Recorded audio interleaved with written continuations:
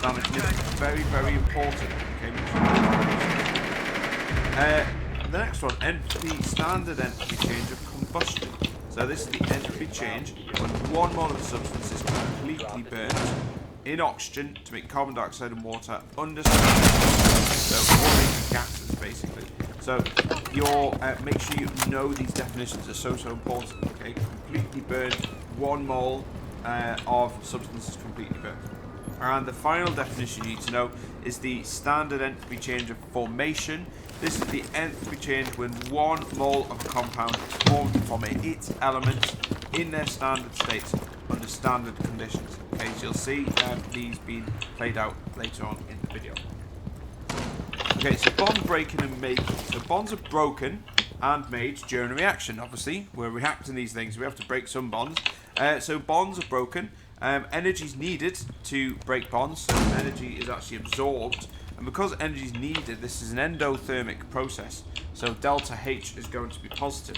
So let's go back to this energy diagram again. You can see delta H is positive in endothermic reactions.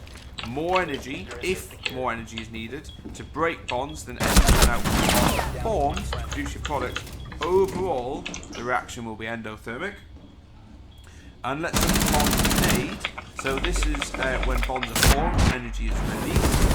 So endothermic process, delta H is going to be negative because they're thermic. Here's our energy level diagram here. You can see that this is obviously showing an exothermic process. And again, if more energy is released when bonds are formed than what was needed to break the initial bond, the reaction is going to be exothermic.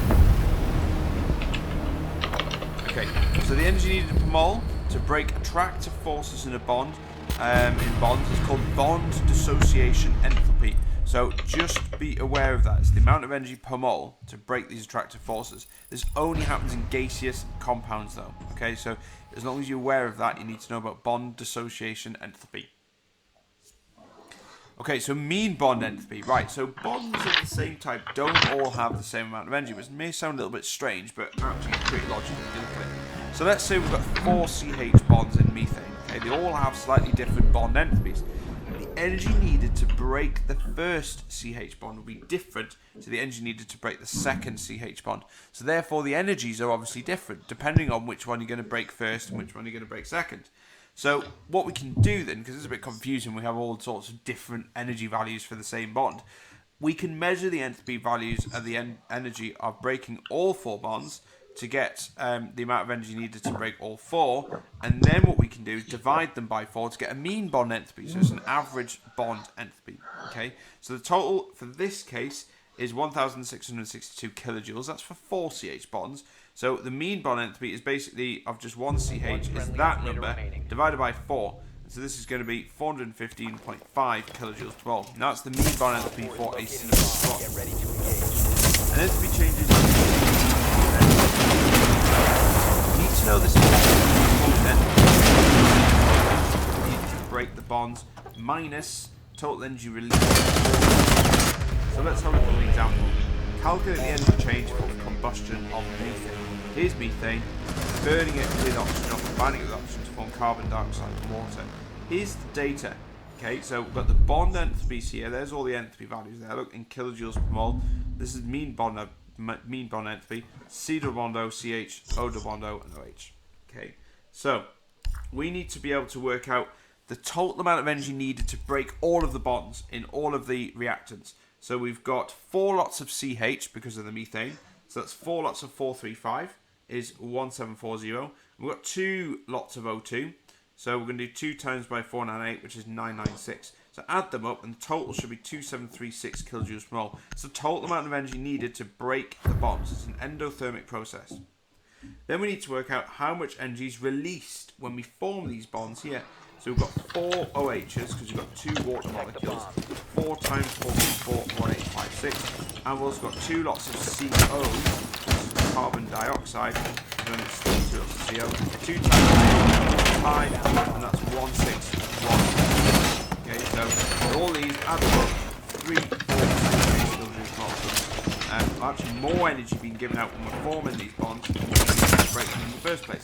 So overall, this thing is going to be exothermic if we put it equation, total energy break bonds minus total energy released.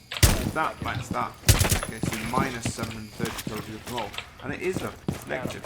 And that would kind of make sense because this is just combustion of a fuel, and fuels obviously reduce energy. So if you get a positive there, you don't burn a fuel and get colder, it gets warmer. So just check this out. Okay, calorimetry. So this is a practical technique. So calorimetry is used to work out the enthalpy change of combustion of fuel. Okay, so what we've got is a fuel is burnt to raise the temperature of water by a specific amount. Okay, so generally we weigh the fuel before and after, and basically we're trying to work out the mass of fuel that has been burnt. So the energy from the fuel is transferred into the water. However, some of it is lost to the surroundings, so the flame might flicker in the wind, and you might get some of the energy heating up here and heating up here. Some of it might be absorbed by the tripod. Some might escape from the water out. We'll also put a lid on to try and stop that. Some might escape into the container. So it's really difficult to do, but I want to try and get everything, all the heat from here into the water. So yeah, like I say, the lid's placed on top to try and stop heat loss. You put draft shields either side as well to stop the flame from flickering around if it's drafty in the room.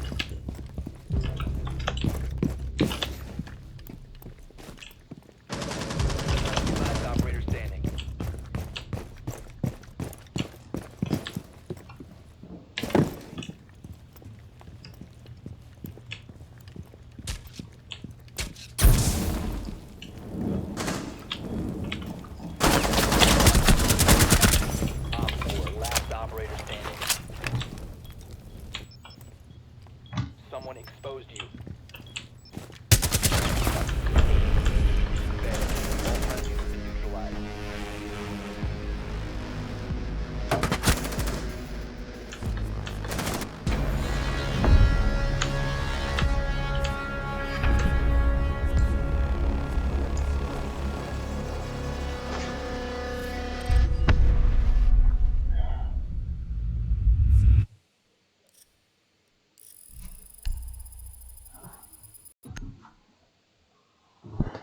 Mm-hmm.